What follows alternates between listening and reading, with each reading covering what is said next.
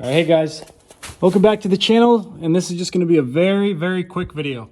So for some reason Toyota decided to put the studs for your top hat of your strut, they put one way in the back there, and mine was super seized, could barely even get like a wrench or anything on it to turn it.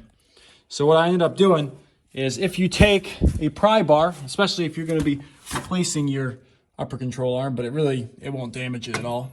What you do is you put your pry bar up in behind your upper control arm, and then you pry this way. And basically by you prying this way, it'll actually give you enough leverage to actually turn that nut up there. And as you can see, one of mine actually snapped off, which I couldn't believe. Haven't seen that happen before, but yep, snapped the thing clean off. Looks like I got a little bit of strength, right? But yeah, so just put your pry bar up in between here, pry against your wrench, it'll take the thing right out. So also you'll probably need at least a 1 or 2 foot pry bar, but probably on the 2 foot side is safest.